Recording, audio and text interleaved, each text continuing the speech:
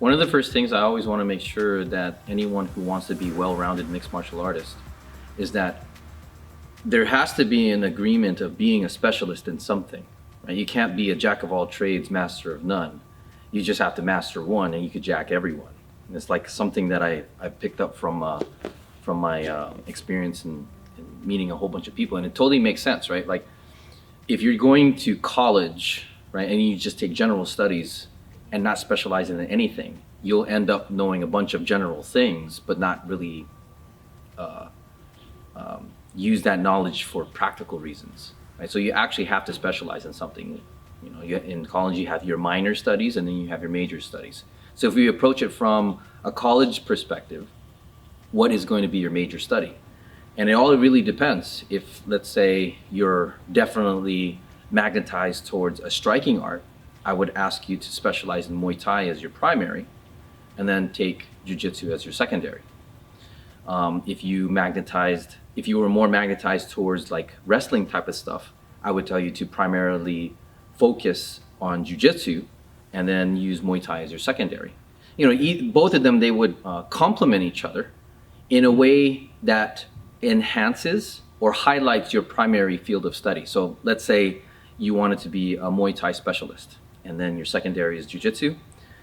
You would then know grappling in such a way that your punching, your striking would counter the things that you understand. So like for instance, a wrestler would try to double leg you, right? Try to tackle you and bring you to the ground. Because you know how to do it, and because you understand the mechanics of it, and because you have experience exploding into that particular technique, you could then ask yourself the question, how do I counter it with Muay Thai? On the same coin, but on the other side, the same thing happens. You're a Jiu-Jitsu guy, and you know that a Muay Thai guy likes to punch and kick. Well, then you could ask yourself the same question. How would I counter the Muay Thai, what I learned there, and then counter it with my primary specialized skill sets that I want to go into? So that's the way that I would approach being a mixed martial artist. If you still are kind of indifferent between the two, let's say you like both of them equally, then study both of them equally until one starts to be favored.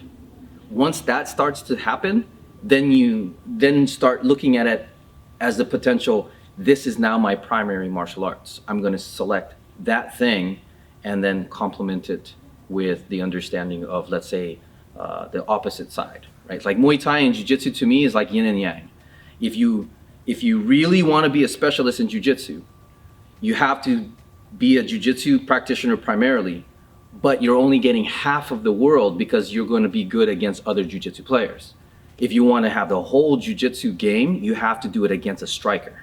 Same thing for Muay Thai. If you're just doing Muay Thai and you're going to get good at fighting other strikers, that's only one half of the world of Muay Thai. In order to be a well-rounded or a specialist, I'll say specialist on Muay Thai, you have to train the other side, the yin to the yang, right?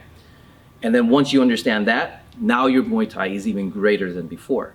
So finding yourself which one that you want to do in the objectives that you're looking for, being, in this case, a well-rounded martial artist, mixed martial artist, find yourself in there.